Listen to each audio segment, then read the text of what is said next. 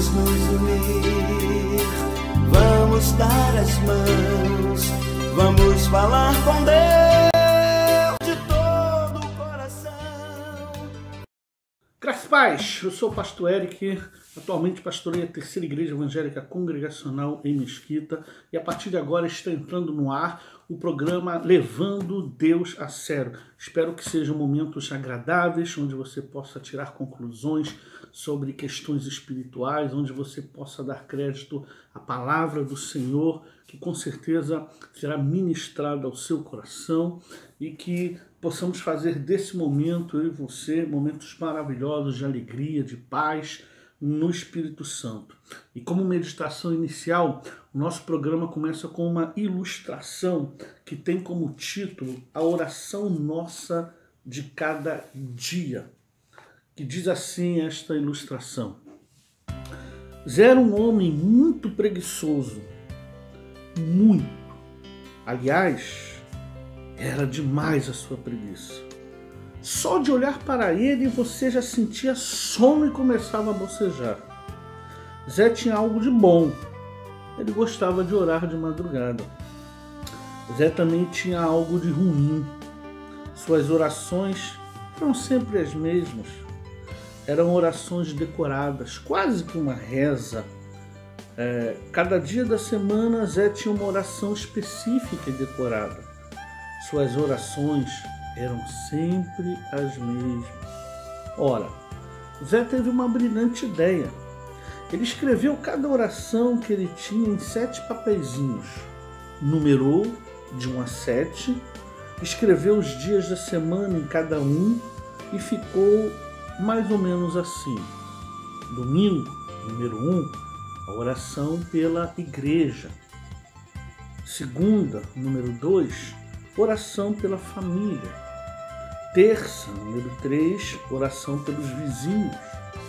Quarta, número 4, oração pelos missionários.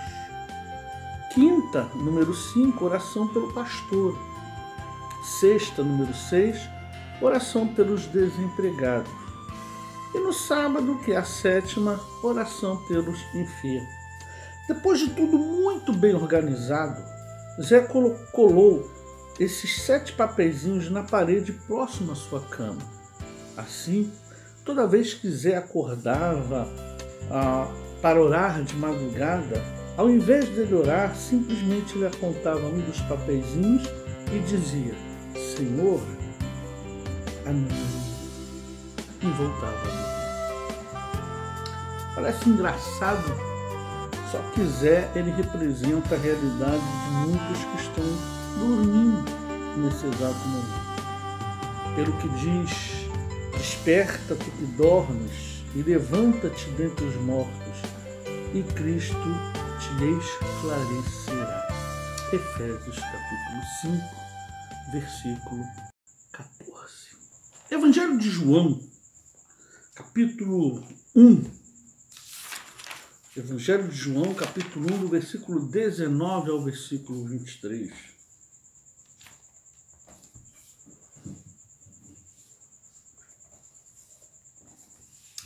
Diz assim a palavra do Senhor: Este foi o testemunho de João, quando os judeus lhe enviaram de Jerusalém sacerdotes e levitas para lhe perguntarem: Quem és tu? Ele confessou e não negou. Confessou: Eu não sou o Cristo. Então lhe perguntaram: Quem és, pois? És tu Elias? Ele disse: Não sou. És tu o profeta? Respondeu: Não. Disseram-lhe, pois: Declara-nos quem és, para que demos resposta àquele que nos enviaram. Que dizes a respeito de ti mesmo? Então ele respondeu: Eu sou a voz do que clama no deserto. Endireitai o caminho do Senhor, como disse o profeta Isaías. Diariamente temos ouvido diversos tipos de vozes que se encontram ao nosso redor. Temos ouvido vozes do clamor de milhares de mães que fazem e que, quando choram a morte de seus filhos que foram tragados pela morte, pelos vícios ou pela criminalidade. Nós ouvimos a voz dessas mães. Também temos ouvido o clamor e o choro dos milhares de desempregados que fazem de sua busca por um emprego um meio de manter a subsistência de sua família. Nós ouvimos esse tipo de voz todos os dias. Também é possível ouvir o grito de socorro que fazem diversos idosos que foram deixados por seus familiares nos diversos asilos da solidão da vida. Nós ouvimos suas vozes. Ouvimos o choro e o lamento de pessoas que vivem sendo consumidas pelas mais variadas enfermidades todos os dias. Também conseguimos ouvir o pedido de socorro enviados em forma de oração pelos muitos missionários que se tornaram esquecidos pelas igrejas. Em nossos dias é possível ouvir o choro de tantas pessoas que sofreram abusos, maus tratos, agressões físicas e verbais, que foram humilhadas, que perderam tudo e ainda estão desamparadas nesse momento. Temos ouvido a voz de uma nação que geme ao ver os valores morais sendo jogados fora, ao ver a fé caindo em descrédito por conta de inúmeros falsos profetas que detêm posições elevadas no meio cristão. Há quem chore nas enormes filas de hospitais ou na falta de atendimento dos mesmos. Há quem chora em não acreditar no reduto de podridão que se tornou nossas escolas e faculdades recheadas das mais diversas ideologias. Ouvimos a voz de choro da política, da arte, da falta de segurança, dos filhos desviados, dos pastores feridos, das igrejas fechadas, da falta de amor ao próximo, das mais diversas teologias que contaminaram nossas igrejas. Mas no meio de tanto choro, de tanto clamor, quem estaria disposto a ser uma voz diferente para essa geração conhecida como geração Danoninho? Na época de Jesus, a corrupção já era gritante, já era algo sufocante também. Até a própria religião judaica tinha se corrompido há muito, porque o evangelista Lucas, no capítulo 3, versículo 2, vai dizer que naquela época haviam 2 sumos sacerdotes, sendo que a lei só falava de um, só poderia haver um sumo sacerdote, que era Anás e Caifás. Os responsáveis pelo sistema religioso estavam aprisionando as pessoas. As pessoas estavam insatisfeitas, não haviam respostas para as indagações da sua fé, apenas havia as cobranças. Nesse período, Deus levantou um homem completamente diferente dos demais. Um homem que conseguia, de certa forma, se destacar no meio da multidão. E o que tornava João o Batista ou a sua voz diferente daquela geração? Enquanto algumas pessoas perseguiam as riquezas, João se vestia de pele de camelo. Enquanto as pessoas desejavam estar à mesa do rei, João se alimentava de gafanhotos e mel silvestre. Enquanto as pessoas se sujavam com pecados, João lavava as pessoas no Rio Jordão. Enquanto as pessoas temiam se posicionar, João dizia aos religiosos: raça de víboras. Enquanto as pessoas iam perdendo a sua fé, João dizia que Deus poderia suscitar filhos de uma pedra. Eu sempre falei aos meus amigos, aos meus familiares, as ovelhas da qual Deus me deu a honra de pastorear, que eu sempre fui um grande apaixonado por uma mensagem de qualidade. Eu não gosto o pessoal usa um termo jovial chamado enrolation, né, que é aquela forma de pregação onde fica se mandando repetir aqueles jargões ou frases de efeito várias vezes durante a mensagem. Eu não gosto disso. Eu não gosto de dieta espiritual ou palavras sem conteúdo, né? Não há nada mais encantador do que ouvir a mensagem do Evangelho. Só que João Batista, ele não tinha uma boa oratória. Ele não tinha lá uma grande retórica. Ele não sabia nada desses argumentos teológicos que muitos de nós temos hoje. João Batista nunca havia frequentado um banco de seminário. Não estudou exegese, hermenêutica, homilética, nada disso. Eu não sei se mesmo ele tinha até o hábito de ir ou não ir à sinagoga. Mesmo assim, a Bíblia diz que as pessoas iam até ele para ouvi-lo. Ele tinha uma coisa que talvez falte em muitos de nós hoje em dia. Ele tinha um reconhecimento popular. As pessoas acreditavam em João Batista. As pessoas o tinham como um homem diferente, um homem que fazia diferença. As pessoas iam até ele porque ele tinha de Deus algo a oferecer ou acrescentar nas vidas vazias daquela época. Algumas lições são marcantes na vida de João, tá? E eu gostaria de enunciar um pouco dessas coisas marcantes. E a primeira delas, eu gostaria de ler junto com você o evangelista Mateus. Mateus, capítulo 3, apenas o versículo de número 1, ele vai dizer assim: naqueles dias apareceu João Batista pregando no deserto da Judéia e dizia: arrependei-vos, porque está próximo o reino dos céus. É interessante que, em primeiro lugar, a sua voz, a voz de João Batista, não trazia mensagens que o povo queria ouvir. Era uma mensagem dura. Era uma mensagem em que colocava as pessoas diante de tomada de postura, de tomada de posicionamento. João falava sobre uma palavra mágica que falta às vezes nos dias de hoje: arrependimento, mudança de vida.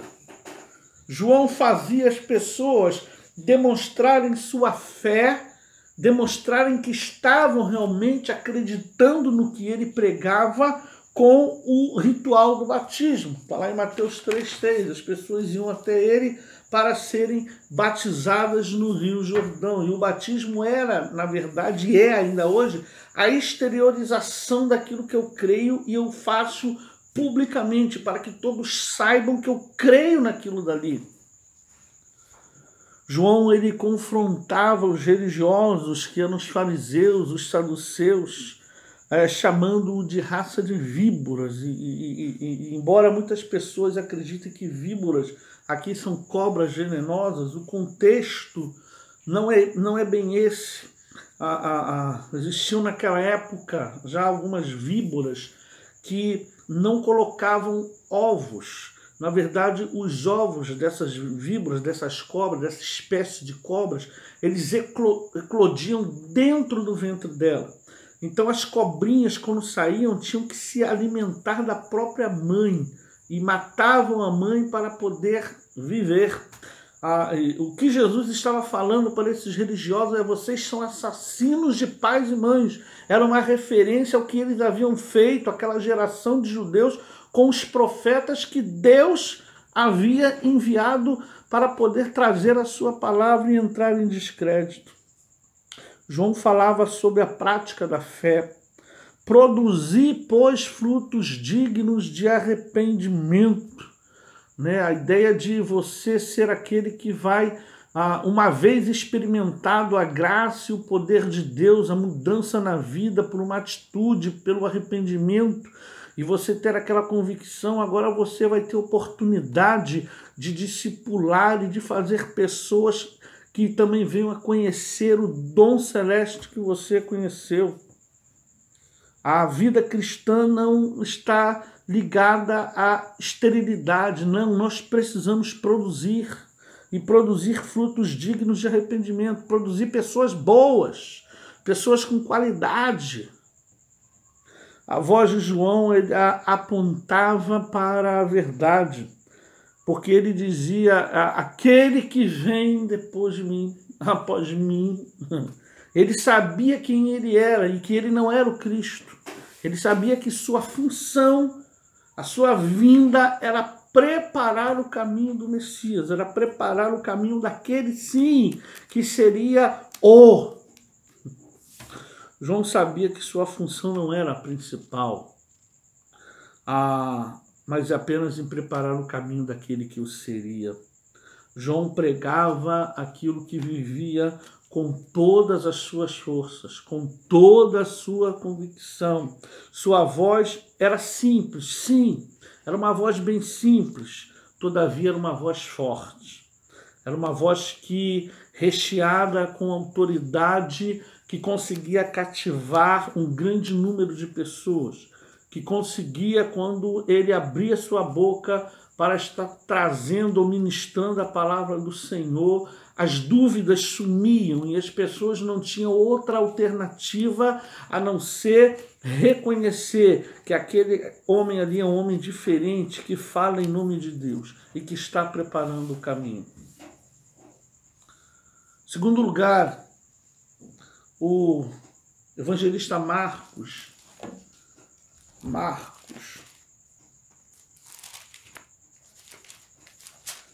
capítulo 1, no versículo 4, vai dizer o seguinte: apareceu João Batista no deserto, pregando o batismo de arrependimento para a remissão de pecados. Segundo lugar, é que a voz de João, a sua voz, não era encontrada em locais onde as pessoas gostavam de ir.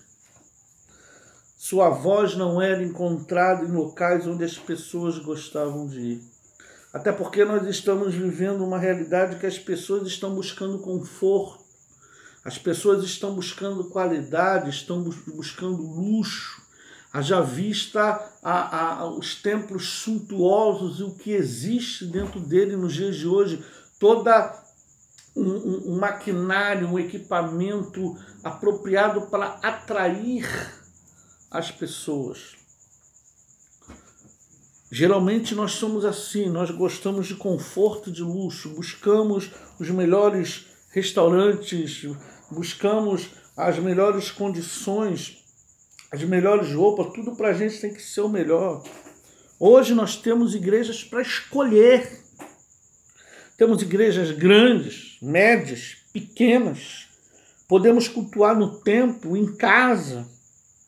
Podemos assistir grandes pregadores pela televisão ou pela internet, ou até mesmo comprando um simples DVD de alguém que nós entendemos ser de Deus, alguém que tem uma mensagem boa, uma mensagem de qualidade. Há facilidades para se escolher quem você quer ouvir. Podemos ouvir mensagem até dentro do trem. As mais loucas, diga-se de passagem, mas podemos. Mas João não. O evangelista Marcos diz que ele pregava no deserto. Quem fica no deserto? Deserto é local de passagem.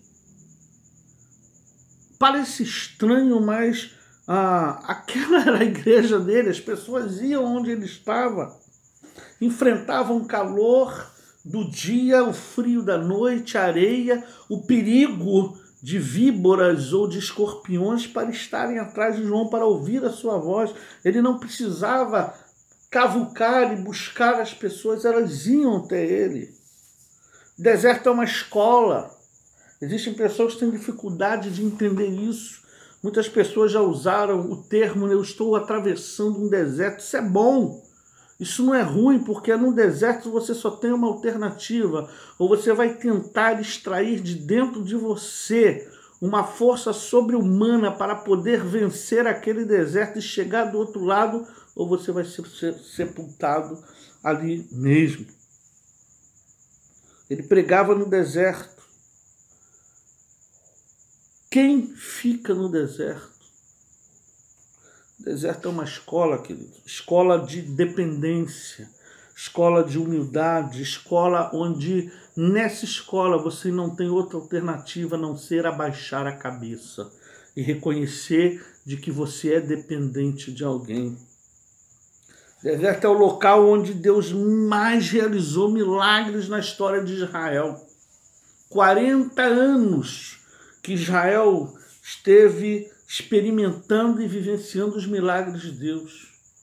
Dos mais variados, desde tirar água da rocha, de aniquilar inimigos, de ver coluna de fogo, coluna de nuvem, maná todos os dias, codornas voando na direção do povo para o povo comer carne todos os dias.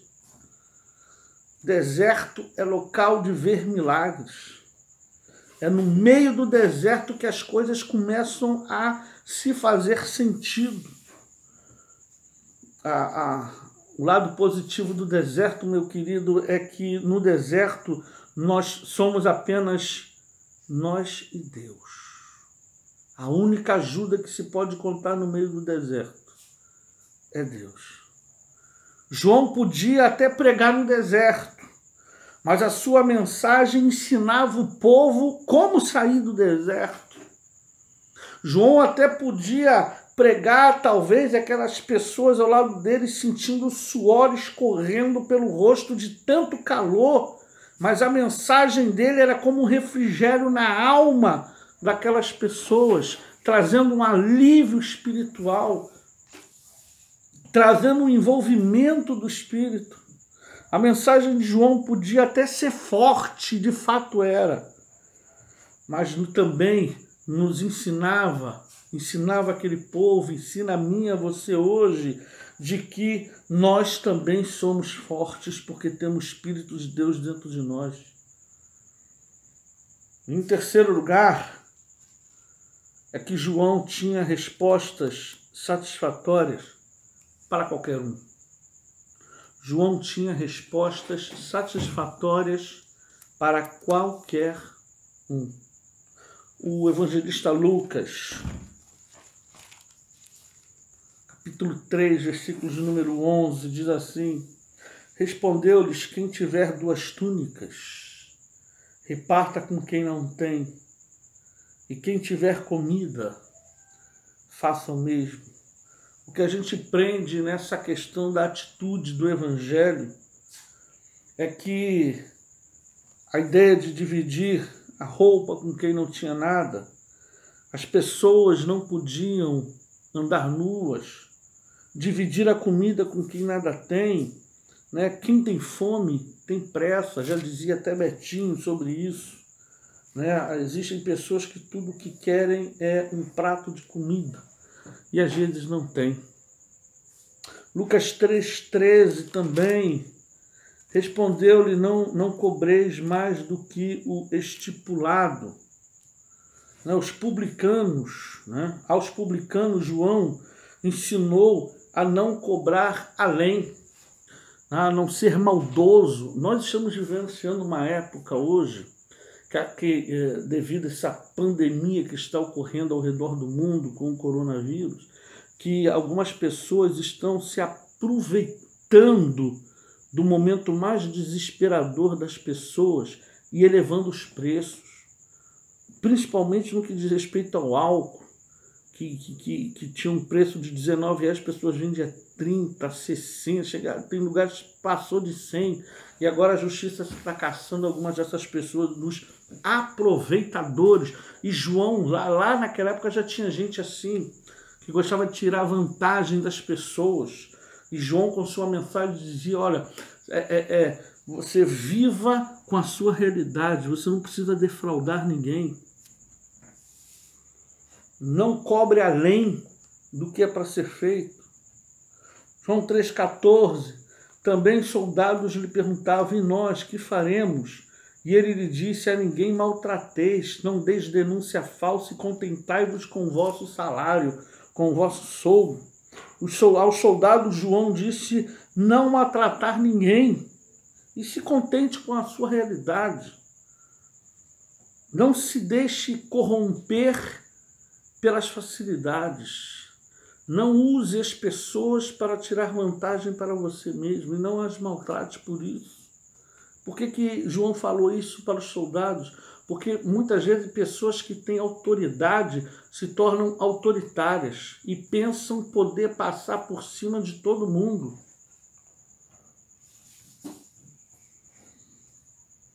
As igrejas de hoje, meus queridos, muitas delas estão cheias de crentes sem resposta e também sem atitude.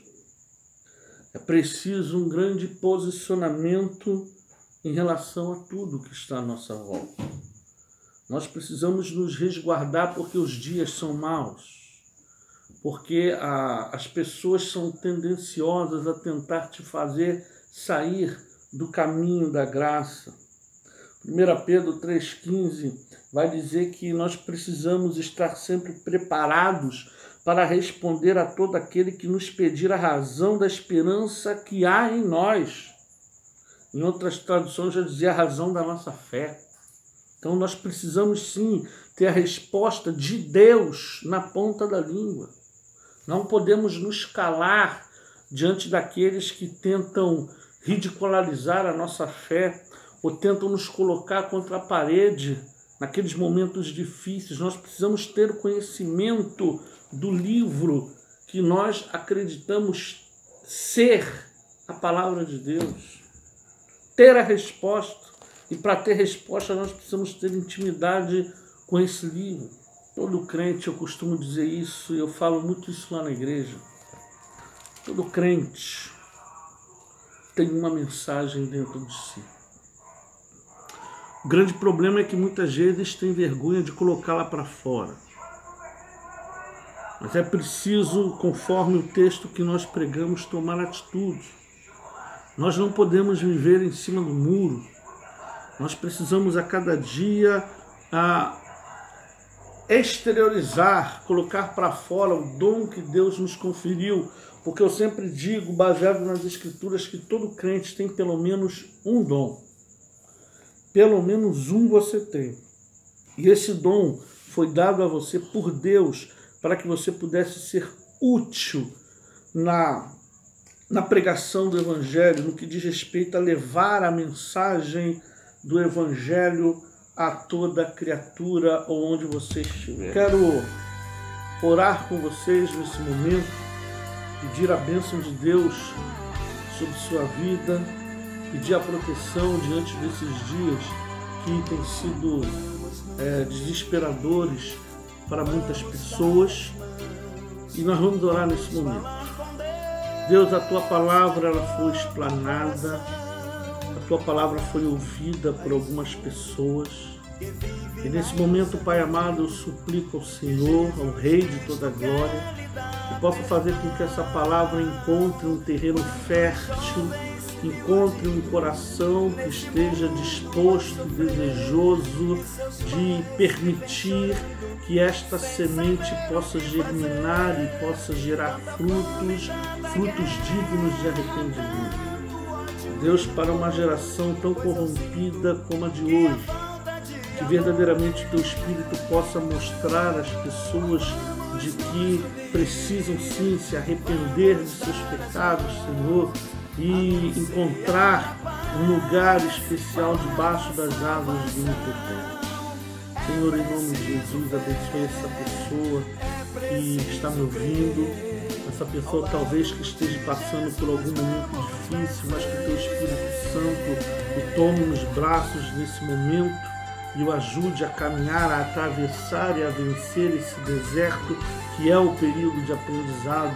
Muitos de nós, no decorrer de nossa vida, Senhor, somos levados pelo Senhor ao deserto para estudar aos Seus pés. E nós queremos Te agradecer, sim, essa oportunidade de ser ministrado diretamente pelo Senhor. Muito obrigado por tudo que o Senhor tem feito em nossas vidas. Continue a abençoar a Igreja do Senhor, que tem o propósito de pregar um Evangelho genuinamente verdadeiro, e que o Senhor possa continuar a levantar pessoas com um compromisso com o Teu reino para poder levar essa mensagem a muitos povos. Abençoe as nossas vidas, perdoa os nossos pecados Continue, Senhor, nos abençoando pela tua bondade, pela tua graça. Nós oramos assim em nome do Senhor Jesus. Amém. Queridos, obrigado pela tua presença, obrigado pelos momentos que você esteve aí comigo, me deu crédito. Verdadeiramente essa mensagem, essa palavra, possa ter encontrado um lugar especial dentro do teu coração. O programa Levando a Deus a Sério está terminando por aqui. Em breve a gente volta mais uma vez trazendo uma palavra de Deus no seu coração.